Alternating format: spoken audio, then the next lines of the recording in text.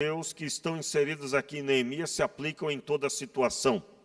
Quando falamos em toda situação, estamos falando sobre a sua vida. A grande missão que você tem. Você, mãe, você tem uma missão, abençoar seus filhos. Você, pai, você tem uma missão, governar a sua casa, abençoar os seus filhos. E é claro, ambos no relacionamento casamento, a missão de abençoar a vida um do outro. E assim sucessivamente, no seu trabalho, você ter êxito. E quando eu falo êxito, é dar testemunho.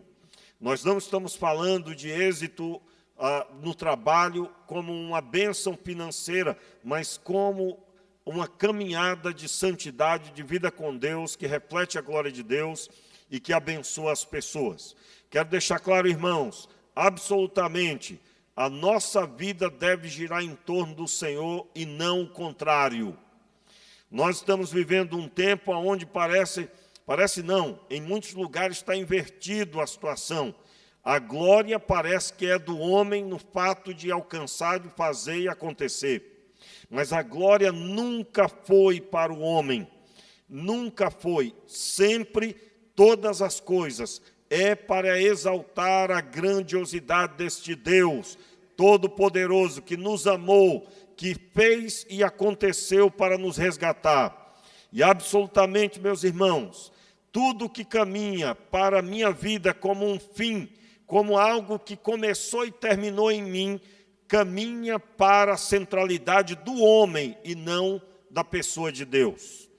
Quando você vem à igreja e quer o seu problema resolvido como sendo algo que parece que Deus tem a obrigação de fazer, você está vivendo a centralidade do eu como sendo o foco de todas as coisas.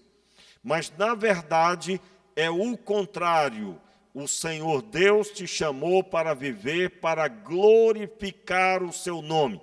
Eu quero deixar claro que glorificar o nome é também com palavras, você elogiando a Deus, declarando a respeito do Senhor.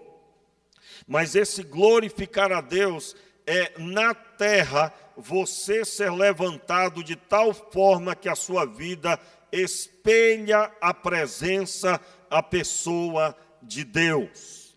O Senhor Deus tendo liberdade para fazer a vontade dEle na sua vida.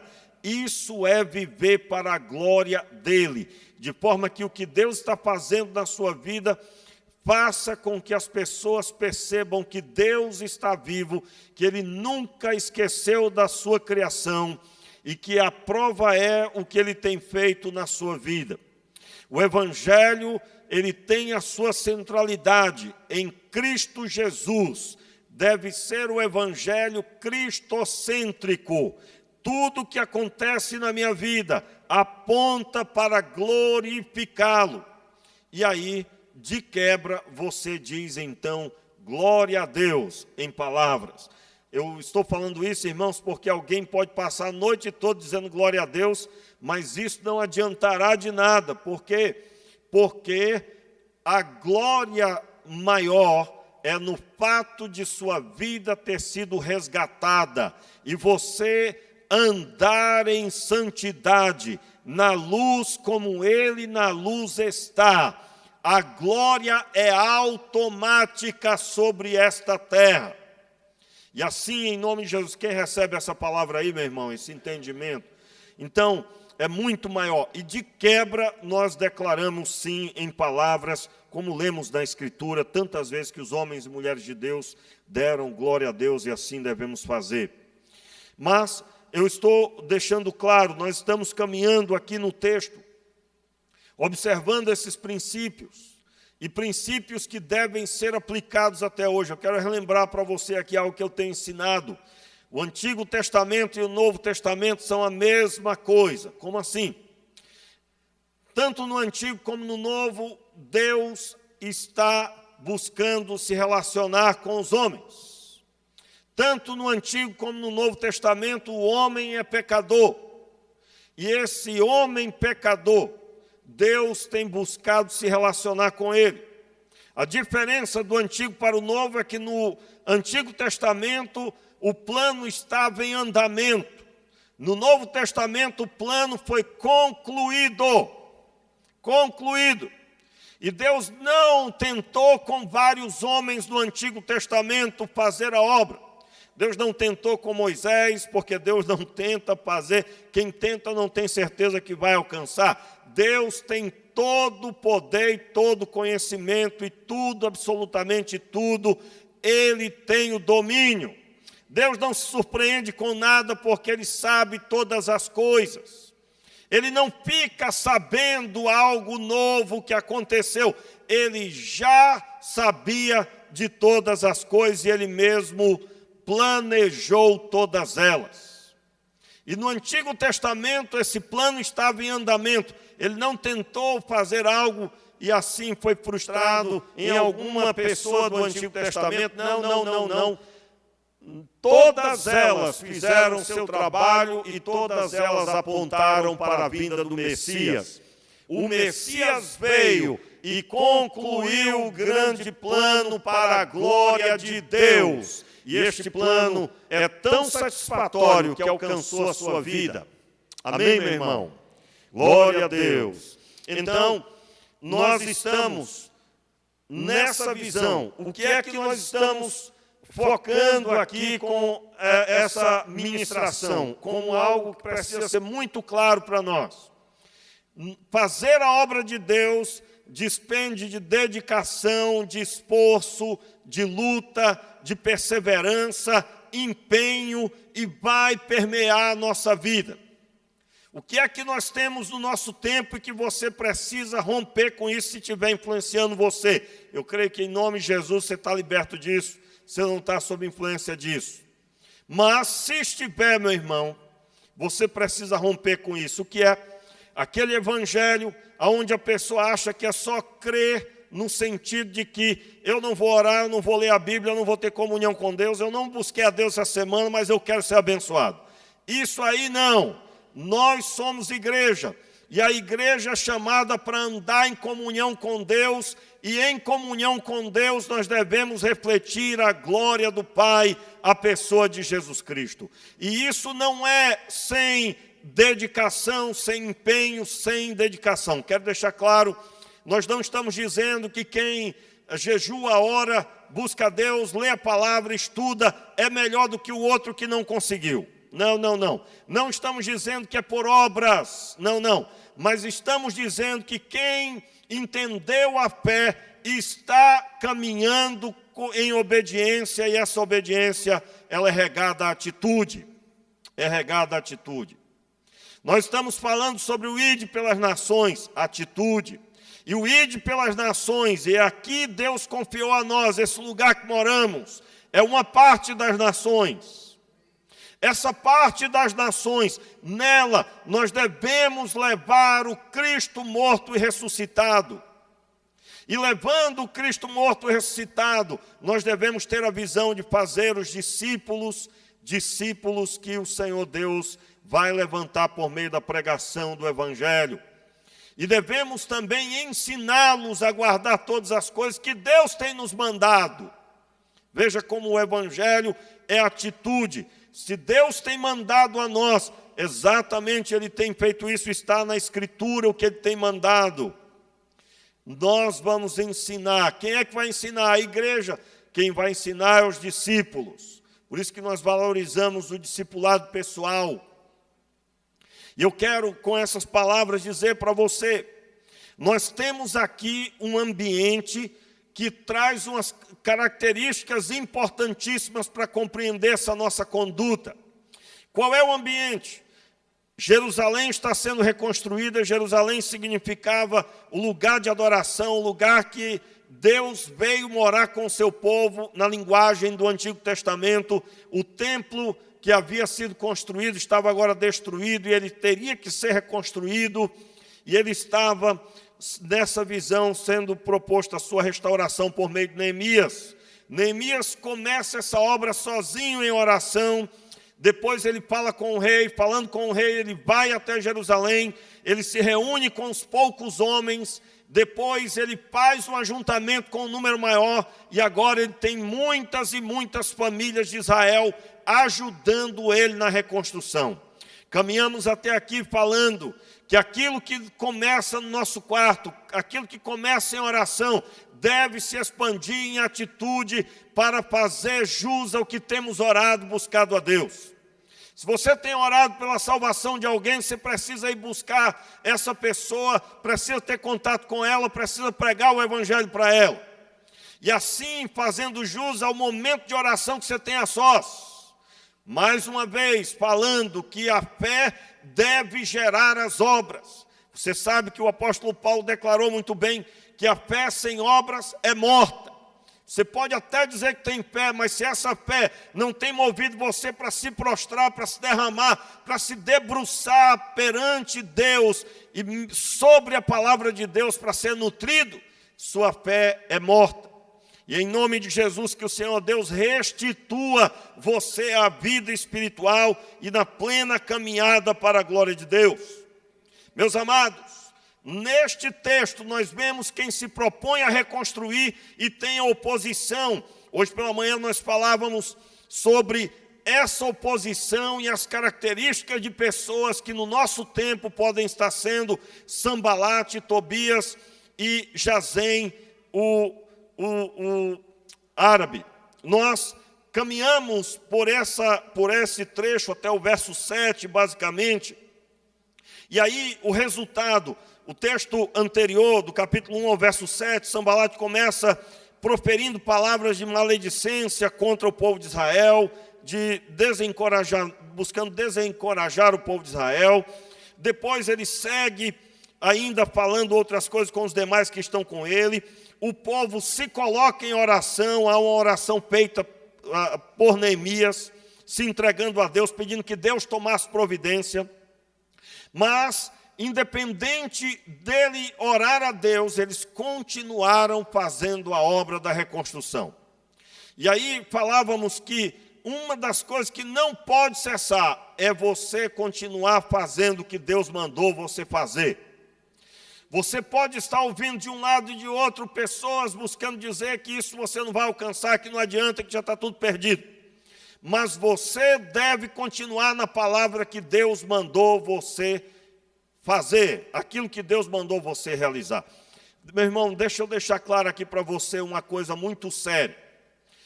Leia depois, se assim o Senhor trouxer ao seu coração, você sentir que você deve se esmerar nisso, sobre ouvir a voz de Deus. Leia sem parar, de uma sentada só, a história de Abraão. E veja o que aconteceu. Deus falava com Abraão agora, e aí, anos depois, Deus falava de novo.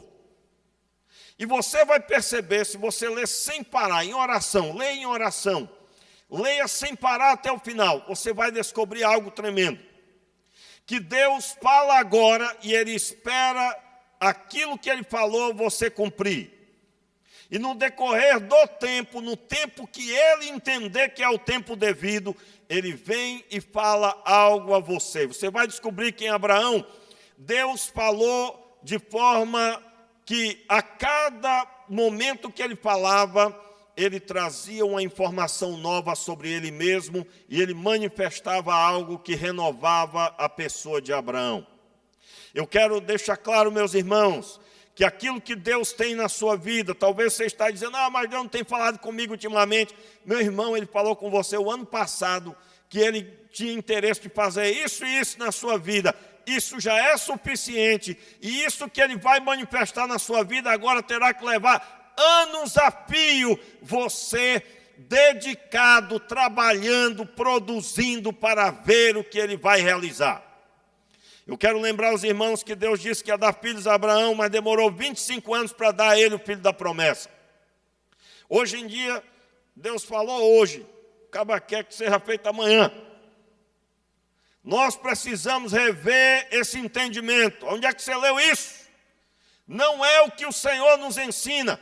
Agora, por quê? Se você ler o capítulo 17 de Gênesis, você vai descobrir que o Senhor Deus ministra sobre Abraão, dizendo: ocultarei eu a Abraão que passo, sendo que ele será uma grande e poderosa nação, e ensinará aos seus filhos e aos filhos dos seus filhos.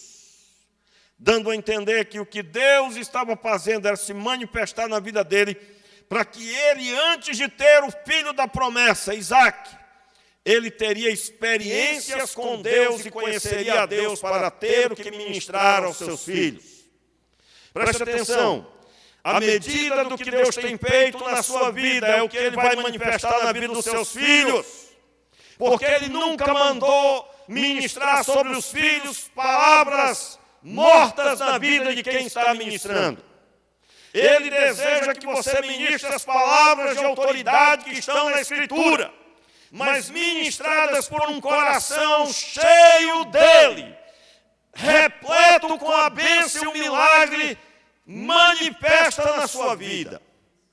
E então, você vai falar munido disso. Em outras palavras, a voz que você está esperando ouvir hoje, não vai ouvir, porque Ele já falou com você, e Deus cumpre o que Ele fala. O que nós precisamos entender é que temos que deixar de ser movidos por esse tempo agora, esse formato cultural do nosso tempo. A pessoa diz assim, olha, eu vou falar com fulano agora, ele está lá do outro lado do mundo, ele quer falar agora. E aí ele já quer o resultado, já manda mensagem, e aí já fica olhando para ter o resultado. Já viu isso? Já viu? Isso nunca aconteceu com você, né? Você, nunca. Aí a pessoa até às vezes está viciada no WhatsApp, ela está toda hora olhando, vendo a resposta do que ele falou, mas não vai responder não. E aí a pessoa vai orar a Deus, está querendo transformar Deus no WhatsApp espiritual aí. Como assim? Mas será possível? Eu orei a Deus semana passada e não recebi a resposta ainda. Meu irmão, entenda. Ah, pastor, não tenho nenhuma experiência com Deus assim. Meu irmão, leia a palavra de Deus, busque a Deus. Você vai receber a convicção forte do que Deus tem na sua vida. E se você não entendeu ainda, se você é pai, você já tem uma missão e ele não tem mais que falar com você, porque ele já tem um ensino para quem é pai e como deve conduzir a sua casa. Você, marido, você, esposa, está tudo escrito, você tem que crer e receber e ver o resultado, e isso demora anos a fio, e você, como você vai estar dedicado, fazendo e acontecendo em nome do Senhor, conforme a sua palavra. Diga amém aí, meu irmão. Então, aqui, para a reconstrução, o que é que eles tiveram? O inimigo falava e acontecia, mas o povo se dedicava cada vez mais. Eles começaram com pequenas ameaças, eles continuaram mesmo assim. Eles ameaçaram que iam se levantar, iam desbaratar, matar e acontecer. Mas eles continuaram agora, apenas pegaram suas armas e trabalhavam armados ali. O texto vai dizer, com uma mão eles carregavam o material, mas com a outra tinha uma arma, e assim faziam. Leia aí o versículo 23. Versículo 23. Eu, meus irmãos, meus homens e os guardas que me seguiam, não largávamos nossas vestes. Cada um levava as suas armas, mesmo quando íamos às águas. O cabra ia tomar banho, meu irmão. Ele ia se lavar, mas ele levava as armas também. Levava. Em outras palavras, eles estavam prontos. Meu irmão, hoje em dia, se o cabra ouvir que, rapaz, eu acho que vai chover e vai ter raio, ele já não sai na rua, de rapaz, vai cair um raio na minha cabeça. Vou não. Como é que você vai fazer? Claro, você vai tomar cuidado. Vai sair com guarda-chuva, você anunciou que vai ter raio. Aí você lá com guarda-chuva, vai ter raio para tudo quanto é lado. Você com guarda-chuva. Aí você está dando trabalho para o anjo, né, meu irmão? Não é? Tem uns irmãos que dão um trabalho doido para o anjo. Você conhece alguém assim? Alguém que dá um trabalho doido. Como assim? Deus deu a cabeça para você pensar. Aí você vai, não, creio que Deus vai me guardar. Diz que vai cair raio a cada metro quadrado. E você com guarda-chuva enorme, saindo no meio do tempo. Aí não, né? Mas se você tem que trabalhar, de, ó, não vou sair com guarda-chuva, mas estou levando aqui uma roupa que eu vou trocar, eu vou me molhar todo, mas eu vou trocar lá. Você tem uma missão, um trabalho a ser desenvolvido, e você vai na fé, mas com prudência. Então, nós temos o entendimento de que, assim como vemos aqui, o trabalho ia a todo vapor, e eles não se submeteram a nada. Eu quero perguntar a você, você é guerreiro, meu irmão? Não sei se você já notou, mas todo mundo que eu conheço, eu vou chamar, e aí, guerreiro? Na verdade, por que o pastor, quem já me conhece um pouco, sabe o que eu estou fazendo, né? A minha intenção é declarar sobre a pessoa essa postura. Porque o que nós precisamos é de uma postura de guerreiro. Qual é a postura de guerreiro? Uma pessoa guerreira está sempre pronta para se posicionar. Ela nunca recua, ela sempre avança. E eu não estou falando de pensamento positivo, de ser uma pessoa otimista. Eu estou falando de uma pessoa que sabe a missão que recebeu e sabe que Deus está esperando a atitude dela. Deus mandou, eu vou obedecer. E a obediência é traduzida como atitude. Não existe obediência sem atitude. Todas as ordens de Deus é para fazer uma pessoa se mover. Então nós vamos pisar, irmãos, nesse evangelho que a pessoa não faz nada. Ela não dá, minha mãe dizia, rapaz, fulano não dá um prego numa barra de sabão.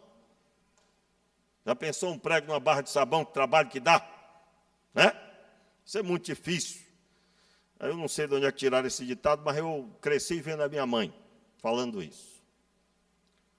Tem um outro que hoje em dia já não pode mais. O pai fulano não dá um pau num gato, não joga um pau num gato. Eu não sei também como é que é isso. Hoje em dia não pode, né? Porque, coitadinho dos animais, aí dá até problema, né? Pastor, jogar pau no gato. Aí eu cresci ouvindo. Alguém aqui cresceu? Nessa hora eu fico com medo de ninguém levantar a mão. Essas coisas só tem lá no Acre, né? Só lá mesmo, pastor, só sua mãe mesmo, né? Falava isso. Pois é. Então, tem uns outros também, quando a gente estava comendo demais, a minha mãe dizia, menino, não é só Deus que mata, não, menino. Quem, alguém ouviu isso aí? Mais um, só pouca gente. Eu acho que o objetivo era dizer, não é só Deus providenciar a morte quando Ele quer, né? Você comer demais pode morrer. E tinha cada montanha que se escondia de trás. Já viu aquele prato que a pessoa se esconde? Nem aparece a pessoa do outro lado.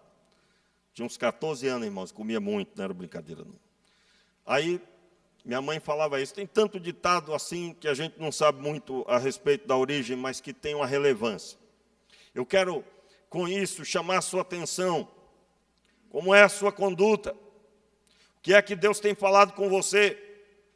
Qual é a sua atitude diante da oposição? Quero deixar claro que essa oposição, ela é espiritual. Senão a sua luta não é contra carne nem sangue.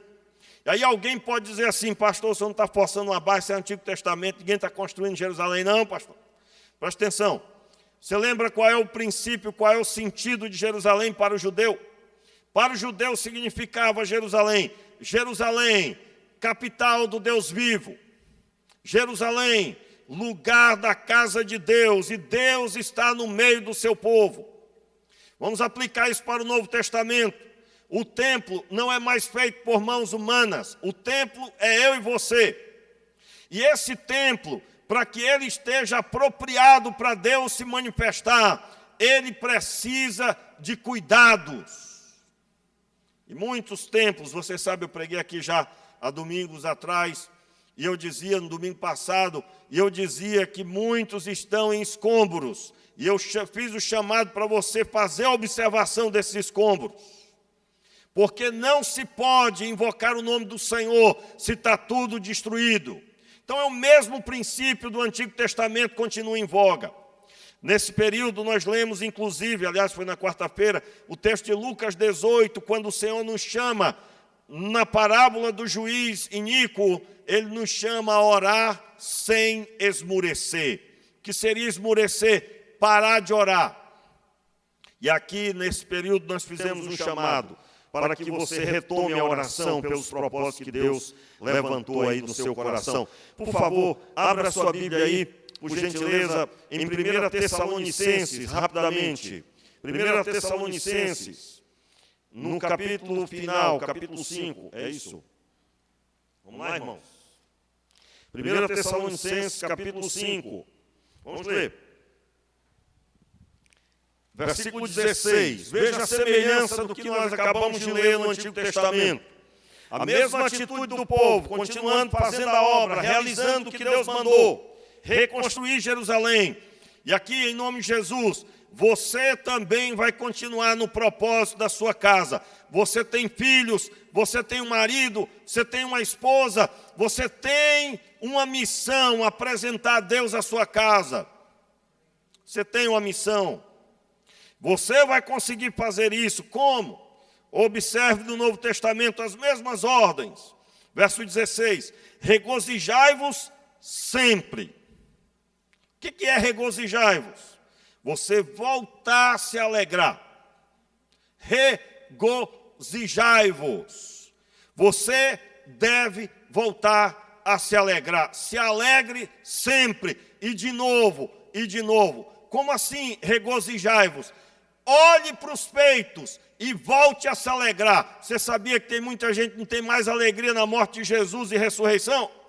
Você sabia que não tem muita gente que não tem mais alegria pelo fato de ter sido salvo? Meus irmãos, isso não é uma informação, é uma experiência com Deus. E essa experiência tem que ser renovada. Diga amém, meu irmão. Como assim? Tenho convicção de que Deus me salvou. Quando eu digo isso, eu sinto a presença de Deus, meu irmão. E nem sempre vou sentir, mas eu creio que Deus fez a obra e nada pode tirar isso de mim. O texto diz que nem a morte, nem a vida, nem principado, nem potestade, nenhuma outra criatura pode arrancar isso de mim, pode roubar o amor de Deus que está em Cristo Jesus, pode tirar de mim essa experiência, esse acontecimento. E claro, eu estou parafraseando aqui com o texto bíblico. E aí, o texto no verso 16, regozijai-vos sempre. Verso 17, repita, orai sem cessar. Em outras palavras, o que é no texto de Neemias oração? A atitude de obedecer e permanecer reconstruindo aquilo que é o lugar de adoração, aquilo que é a casa de Deus, e Deus vai a cada atitude deles reconstruindo, eles estavam declarando, Deus vai se manifestar nessa cidade de novo. Deus é conosco. Quais são as atitudes de Neemias? Lembrai-vos do nosso Deus. Olhe para Deus. O que ele estava dizendo? Olhe para Deus. Não olhe para o que eles estão dizendo. Não olhe para os escombros. Meu irmão já pensou, o cabal olha assim. Aí diz, mas não alcançamos nem a metade direito. Ou então só alcançamos a metade dos muros. A pessoa não consegue ver que antes não tinha nada disso. E ele convoca a olhar para Deus. Meus irmãos, eu convoco você. De vez em quando nós temos que fechar os olhos e lembrar da experiência de Isaías 6. Nós precisamos fazer isso. E lembrar que ele está sentado no trono. E ele não sai do trono. Por isso, meus irmãos, nós cremos, oramos para que os prefeitos, o governo, o presidente e todo e qualquer governo do Estado, dos estados brasileiros, dos países, eles sejam tementes a Deus e eles tenham convicção da vontade de Deus. Mas nós não entendemos que a solução vem a partir deles. A solução vem a partir do nosso Deus, que é poderoso para fazer Nabucodonosor declarar quem é Deus sobre a terra, para fazer qualquer homem na terra reconhecer que quem é o Deus verdadeiro é Ele. E eu estou aqui fazendo jus aos textos bíblicos. É claro, vamos sempre orar pelo prefeito da cidade, vamos orar sempre pelos nossos governantes, mas entendendo sempre que acima deles está Deus sentado no trono e Ele governa sobre todas as coisas. E aí o texto bíblico segue, verso 18. Em tudo dai graças, pois essa é a vontade de Deus em Cristo Jesus para convosco. Veja a semelhança da experiência de Neemias. Porque, meus irmãos, lá eles tinham que continuar firme em Deus, firme na missão, firme no reconstruir Jerusalém. E isso tem tudo a ver com a orientação de Paulo. Em tudo dai graças, pois esta é a vontade de Deus em Cristo Jesus para convosco. Não apagueis o Espírito Santo. O texto aqui declara, não entristeçais. Em algumas traduções está escrito, não entristeçais o Espírito Santo. Não desprezeis as profecias. Examinai tudo, retende o bem. Ó, meu irmão, você que tem visto tantas notícias ruins, examine tudo, retém o bem. Não se esqueça. Claro, o texto aqui está falando para você examinar todas as coisas. E é claro, principalmente aquilo que parece ser uma coisa abençoada e não é. Mas observe ainda assim aquilo que está sendo ensinado. Você deve observar tudo e reter o bem. O problema é que a pessoa, às vezes, irmãos, ela observa tudo e volta desanimada. Ó vida, ó céus, estou perdido, acabou-se. Meu Deus, é o que eu sempre digo aqui, né? Pastor, mas são 12 milhões, 13 milhões, 20 milhões, 40 milhões disso ou daquilo. Meu irmão, e o número abençoado? É maior ou não é? É ou não é maior? São 12 milhões de desempregados, mas quantos estão trabalhando? Aí você vai ver que é muito mais de 40 milhões. E eu creio que assim como esses estão trabalhando, os outros também vão em nome de Jesus. Eu creio. Então, qual é a visão que me influencia? O que é que eu recebo na minha vida? Eu serei influenciado pela palavra de Deus. Vamos ver se você é influenciado pela palavra de Deus. Você se converteu, não foi? Mas quando você fala dos seus familiares, seus pais, por exemplo, você teve uma vida muito difícil. Quando você fala deles, você fala com tristeza, com pesar, com dor, ou você talvez nem gosta de falar do assunto. Se você não gosta de falar do assunto, você ainda é ferido, você ainda está ferido. Você já deveria ter perdoado eles. Se você nem gosta que toque no assunto, meu irmão, você está muito ferido. Vamos supor que você não tem problema com isso, pastor, não tem nenhum problema. Mas quando você começa a falar, você percebe lá dentro, você não ficou do mesmo jeito. Meu irmão, você ainda tem uma ferida pequena, mas ainda tem. E você precisa ser curado. Como é que eu sou curado? Eu sou curado com o poder do que Deus fez na minha vida. Eu fui maltratado pelo meu pai e minha mãe. Eu não tive amor deles, mas eu nasci de novo em Cristo Jesus. Deus me recebeu como filho.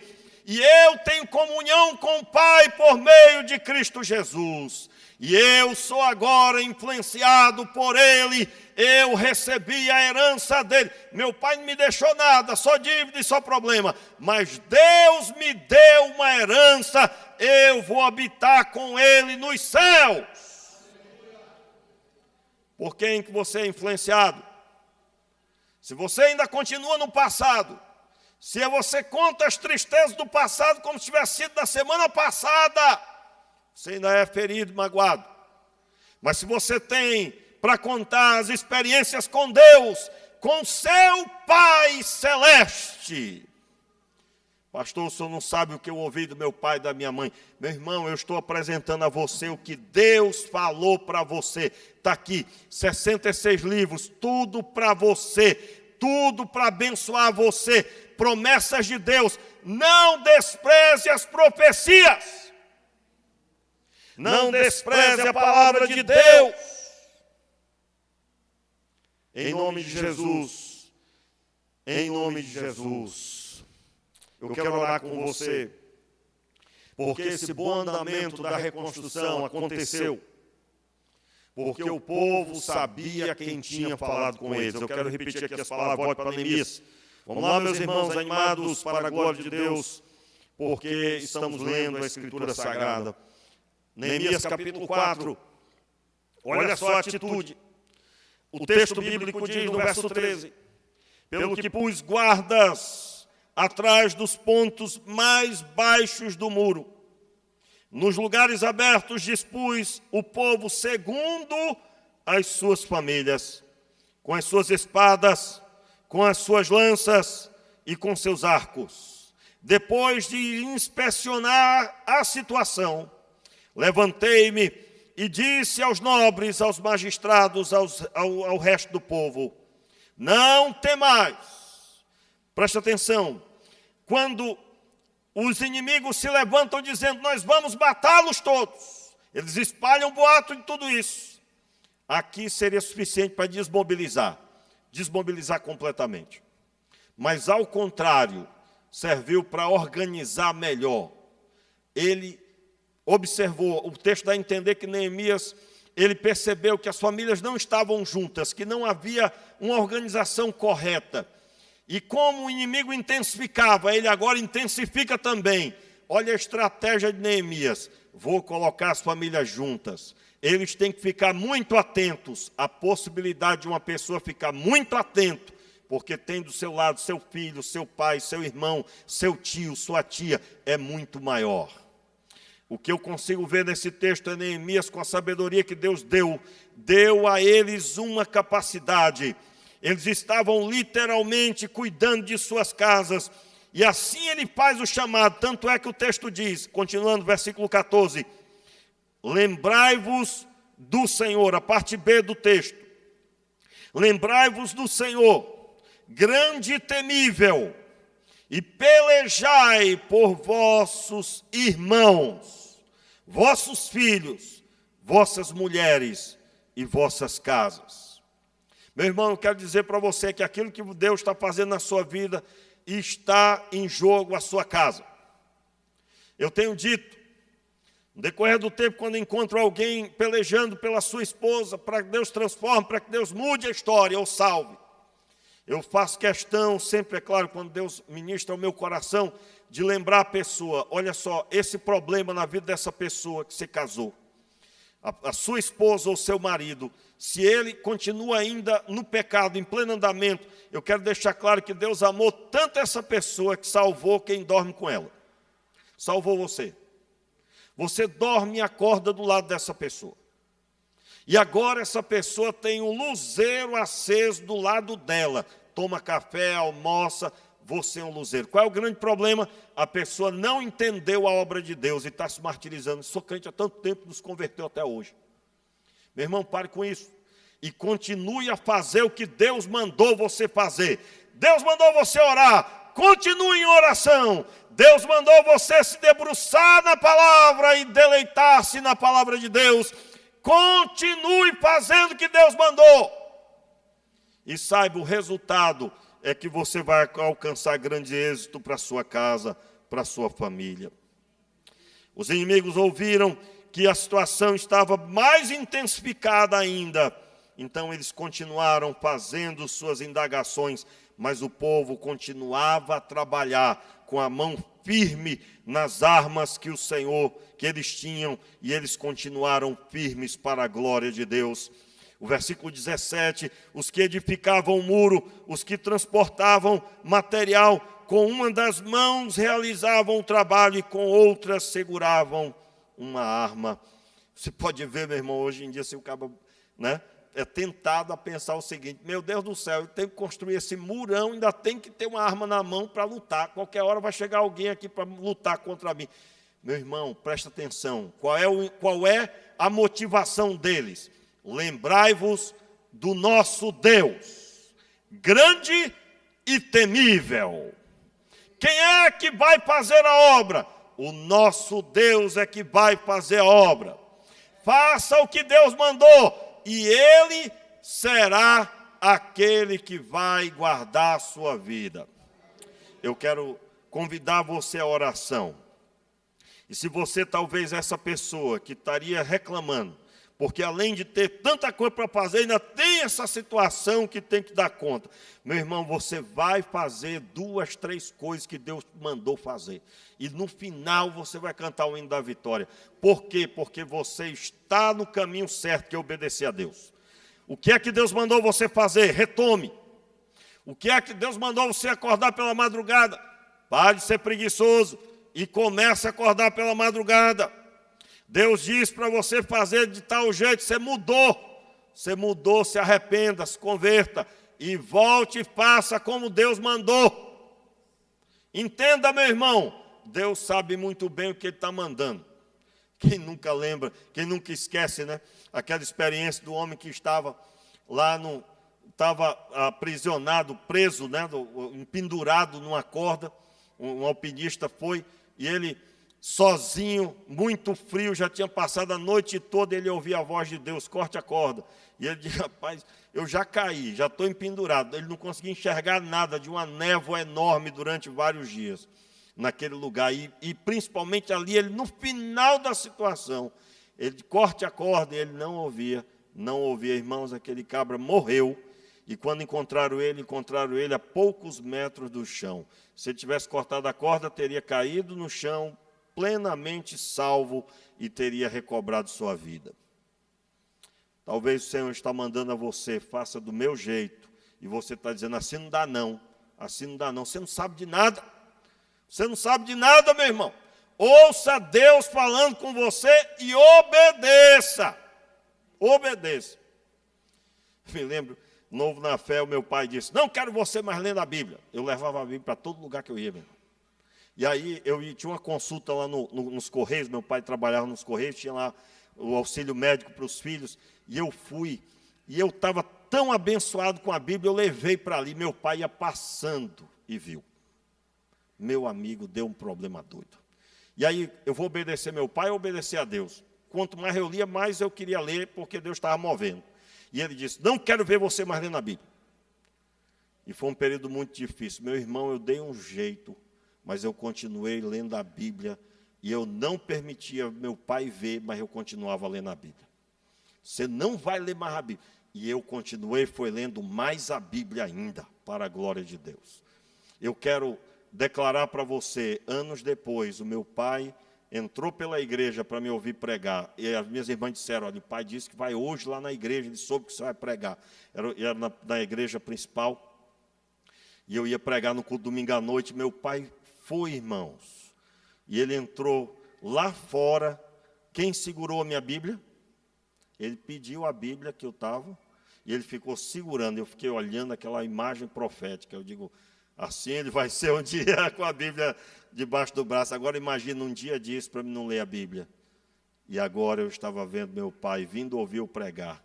No outro dia, meu pai pediu assim, estávamos em casa, e ele disse assim, meu filho, você pregou tudo aquilo da sua cabeça. Eu não entendi muito bem o que ele estava dizendo, mas ele estava assim, mas como assim? Você falou tudo aquilo? É como se, irmãos, na hora era uma metralhadora, né? Do jeito que você já ouviu aqui. Eu vou, e vai. Um campo de futebol na mente. E meu pai, impactado pelo que Deus estava fazendo, creio eu, assim tem sido para a glória do Senhor. E eu quero dizer para você, em nome de Jesus, continue obedecendo. Se você parou a sua caminhada de obediência, retome, porque Deus sabe o que está fazendo paralelo a esse tudo que Ele tem ordenado sobre a sua vida. Feche os seus olhos, aliás, fique de pé primeiro, feche os seus olhos e se apresente a Deus agora. Em nome de Jesus. Em nome de Jesus. Pai, nós queremos nessa hora nos arrepender de toda desobediência, toda atitude inadequada, tudo quanto nós temos trazido para a nossa vida que não é obediência ao Senhor. E queremos, Pai, retomar a missão que recebemos. Eu te peço, meu Deus, que o Senhor Deus agora tome em tuas mãos cada um dos teus filhos, cada um daqueles que tem ouvido, que deve acordar pela madrugada para buscar a tua presença. Aqueles que o Senhor tem ordenado para fazer de tal forma, e essa pessoa endureceu para obedecer. Eu te peço agora, Senhor, quebranta este coração, traz o entendimento para este coração e a ousadia para obedecer. Eu te peço sobre esse marido que está desanimado, sem força para continuar buscando pela transformação de sua esposa, pela salvação dos seus na sua casa. Eu te peço, meu Pai, enche esse coração com a tua visão, com os teus olhos, com os pensamentos do Senhor. Eu te peço, meu Deus, que o Senhor levante a tua igreja com poder e autoridade para viver a fé nesse tempo, de forma que tudo que foi destruído seja restaurado, seja levantado novamente para a glória de Deus Pai. E absolutamente cada um agora que está desviado seja alcançado pelo poder da graça de Deus. Cada um que está afastado seja trazido de volta para o caminho da salvação. e caia em si, retome a caminhada junto ao Pai. Nós te pedimos, Pai, que cada um dos teus filhos seja abençoado, que nós todos venhamos a caminhar como igreja abençoada, gloriosa, ataviada para encontrar com o Senhor naquele dia, e para a glória de Deus Pai, possamos render louvor